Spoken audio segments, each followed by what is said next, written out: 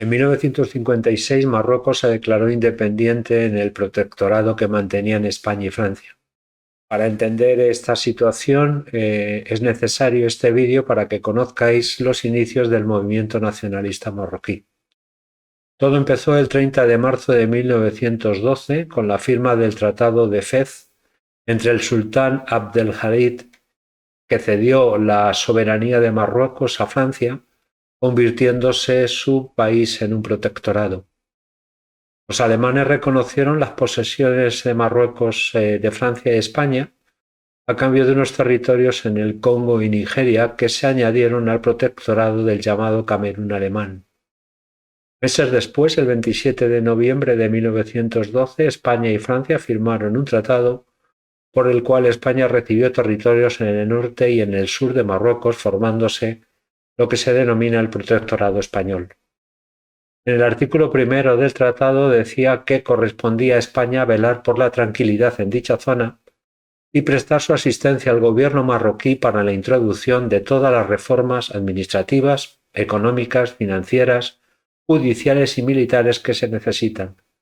Las regiones comprendidas en la zona de influencia serán administradas con la intervención de un alto comisario español, por un jalifa que el sultán escogerá de una lista de 2 candidatos presentados por el gobierno español, y los actos de la autoridad marroquí en la zona de influencia serán intervenidos por el alto comisario y sus agentes.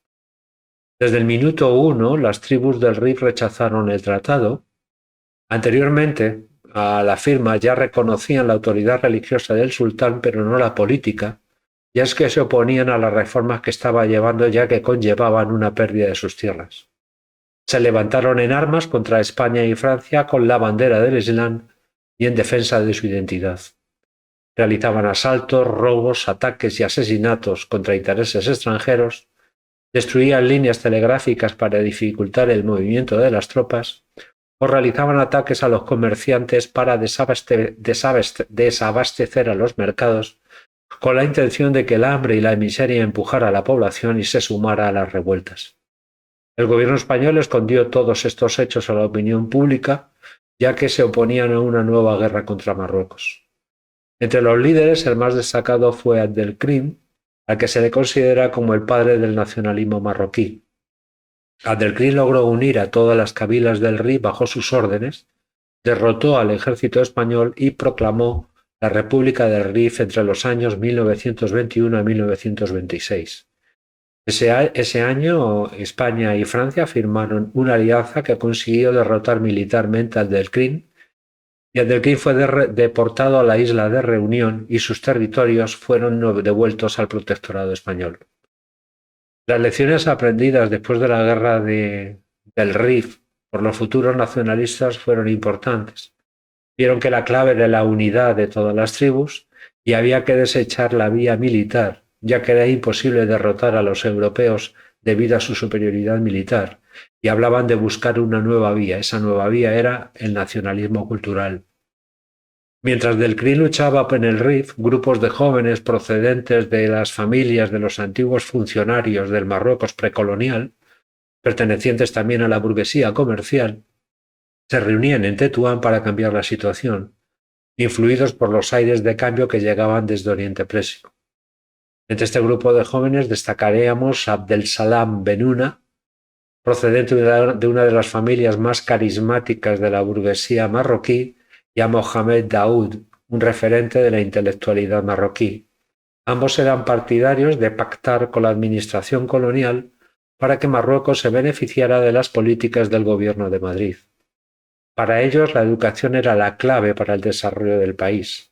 De ahí que crearan escuelas para fomentar la lengua y la cultura árabe e impulsaron misiones estudiantiles en Oriente Próximo, donde los jóvenes entrarían en contacto con los pensadores nacionalistas árabe musulmanes. La finalidad de todo ello era crear una conciencia nacional. Este movimiento tuvo muy buena acogida entre la burguesía, no tanto así entre las clases populares. Por otra parte, Benuna entabló negociaciones con otros grupos nacionalistas en el protectorado francés. En el año 1926 nacen las primeras organizaciones políticas clandestinas, entre ellas la Liga Marroquí. que se reunían en mezquitas y eran perseguidas por las autoridades coloniales, pero tampoco contaban con el apoyo de los sectores más conservadores marroquíes. El gobierno de Madrid limitó a partir de ese momento las ayudas a Benuna, acusándole de instigar el movimiento nacionalista. Para acabar con estas organizaciones, el 16 de mayo de 1930, el residente general del protectorado francés promulgó el Dair Berber. El Dair Berber era un documento legislativo que pretendía dividir el territorio en dos zonas diferenciadas. Por un lado, el mundo urbano más arabizado y por otro lado, el mundo rural más berberizado, introduciendo la ley francesa en el campo. Esta medida fue un grave error y los nacionalistas aprovecharon el malestar de la población debido a que, según ellos, estaban atacando las tradiciones del país y aumentaron los seguidores de los nacionalistas en el protectorado francés. El gobierno no tuvo más remedio que suprimir el Dair Berber en 1934. Mientras tanto, en esos años, en el protectorado español, la situación era muy diferente.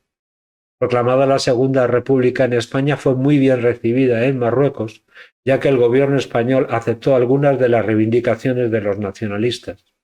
Pero en 1934 la situación cambió, ya que las demandas de los marroquíes no eran escuchadas, se ocupó el IBNI y se realizó una nueva política en el protectorado, con lo cual el lenguaje nacionalista se radicalizó y los enfrentamientos con la alta comisaría fueron cada vez más frecuentes.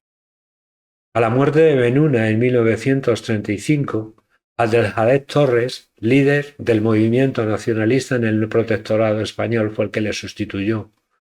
Su idea era superar las asociaciones culturales, ya que para él tenían poco alcance, y la idea era formar grandes organizaciones formadas por intelectuales y jóvenes que se habían educado en las escuelas coránicas y en las universidades del mundo árabe. Así surgieron los partidos políticos nacionalistas. Ante el golpe de Estado de julio de 1936, la postura de los nacionalistas fue de declararse neutrales y pidieron a los jóvenes que no se alistaran como voluntarios en el ejército sublevado. Esto no gustó nada a los militares, que iniciaron una campaña contra Torres, amenazándole de muerte. Pero esta campaña no tuvo éxito, entonces cambiaron de estrategia. Se nombró a Juan Beikbeder como alto comisario. Este señor era de un talante mucho más dialogante y se acercó a los nacionalistas para mantener la tranquilidad en el protectorado durante la Guerra Civil. Presentó a Franco como un enemigo del ateísmo y un protector del Islam, hizo regalos, alabó vanidades, creó cargos y manejó hábilmente los permisos de importación y exportación. Al final Beikbeder consiguió su objetivo y los nacionalistas dieron su apoyo a las autoridades franquistas, a cambio de que éste permitiera la formación de partidos políticos en el protectorado. No solo esto concedió Beikbeder, sino que también en enero de 1937 dio la libertad de imprenta y propaganda, se creó el Instituto Jalifiano y se aprobó también la Dirección de Enseñanza marroquí. Estas concesiones no gustaron mucho en el protectorado francés y el residente general, el general Nogués, protestó y le dijo a Beikbeder que no hiciera más favores a los nacionalistas porque le estaban envenenando su territorio. Beikbeder, preocupado por el ascenso del Partido Reformista de Torres, buscó un rival para dividir al movimiento nacionalista en las ciudades. Entonces ofreció su apoyo financiero a Mekki el-Nasiri. Mekki el-Nasiri estaba residiendo en Tetuán, pero realmente era del protectorado francés del que había sido expulsado. El-Nasiri fundó el partido Unidad Marroquí y para evitar también la expansión del nacionalismo en el mundo rural, Beikbeder apoyó e impulsó la creación de otro nuevo partido, el Partido Liberal, pero esto tuvo muy poco éxito y no llegó al año de vida. En agosto de 1939, Beikbeder fue nombrado ministro de Asuntos Exteriores y su cargo en la Alta Comisaría de Marruecos fue ocupada por el general Carlos Asensio. Este tuvo una actitud mucho más belicosa contra los nacionalistas, limitando sus movimientos, y ordenó a los interventores, que eran los representantes de la Alta Comisaría en las provincias, que hicieran informes sobre los movimientos de los nacionalistas en sus zonas. Cuando estalló la Segunda Guerra Mundial, los nacionalistas empezaron a ganar muchos más adeptos. debido a la nueva coyuntura internacional y a la grave crisis económica. Esta crisis económica tensionó las relaciones entre españoles y marroquíes por la escasez de productos de primera necesidad, por la baja productividad por la falta de cosechas y por la desigualdad que había entre españoles y marroquíes, ya que la ley protegía a los españoles que cometían abusos sobre los marroquíes. Los nacionalistas entonces empezaron a criticar a España en sus periódicos por su mala gestión en el protectorado, diciendo que nos tienen abandonados y muertos de hambre. La respuesta de la Alta Comisaría fue la colaboración con las autoridades musulmanas leales a España y la persecución del movimiento nacionalista. Al principio, la mayoría de los nacionalistas apoyaron a las potencias del eje. Esta relación con Alemania viene desde el año 1906, con la visita de Guillermo II a Tánger, donde Alemania se mostró favorable a la causa árabe. Además, no hay que olvidar que Alemania era la rival de Francia e Inglaterra en los grandes imperios coloniales. Tanto el Partido Reformista como la Unidad Marroquí vivieron un proceso de fascistización, más el reformista que Unidad Marroquí porque éste tuvo una posición bastante ambigua, ya que al mismo tiempo que apoyaba a Alemania, recibía ayudas económicas de los aliados. Pero la situación cambió tras el desembarco aliado en Casablanca en noviembre de 1942. Reformistas y Unión Marroquí firmaron un pacto de unidad para defender los intereses de Marruecos ante un nuevo orden mundial que se avecinaba. Y la situación todavía quedó más diferente, como al principio, con la entrevista de 1943. Los norteamericanos dieron su apoyo a un nuevo futuro para Marruecos. Ese mismo año, en diciembre de 1943, se fundó el partido Istiklal, formado por los antiguos miembros y dirigentes de la Liga Marroquí que defendían la independencia de Marruecos. Al finalizar la Segunda Guerra Mundial se produjeron una serie de cambios en la Alta Comisaría, en el Sultanato y en los partidos nacionalistas. El 12 de abril de 1945 fue nombrado como Alto Comisario José Enrique Varela, sustituyendo a Luis Orgaz, declarado filonazi y que mantenía muy malas relaciones con los nacionalistas debido a su carácter inflexible y despótico.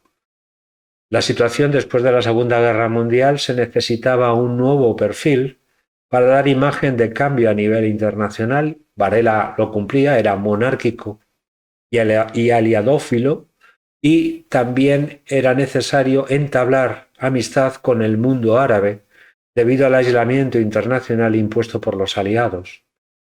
Por otra parte, con el nombramiento de Varela se alejaba un foco desestabilizador, ya que era partidario de la restauración de la monarquía. El sultán y el jalifa de Tetuán también modificaron sus posturas y se pusieron a favor de los nacionalistas, porque ambos eran conscientes del papel residual que tendrían ante un futuro de Marruecos independiente. Y por último, los partidos nacionalistas inician una nueva etapa. Dejan atrás la estrategia del reformismo y empiezan a reclamar la libertad y unidad de Marruecos. Pero entre los partidos nacionalistas no había, dijéramos, una buena sintonía y luchaban por la hegemonía del movimiento nacionalista.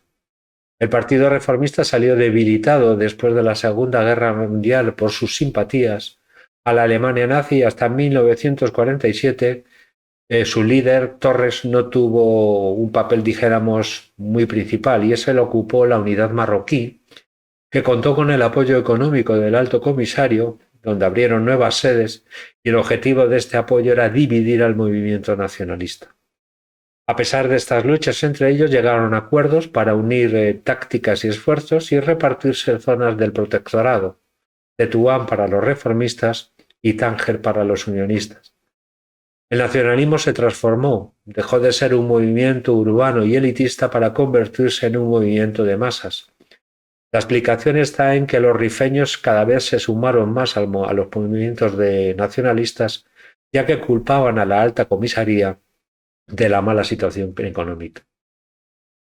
En un próximo vídeo os hablaré de los pasos que llevaron desde que acabó la Segunda Guerra Mundial hasta la independencia de Marruecos en el año 1956.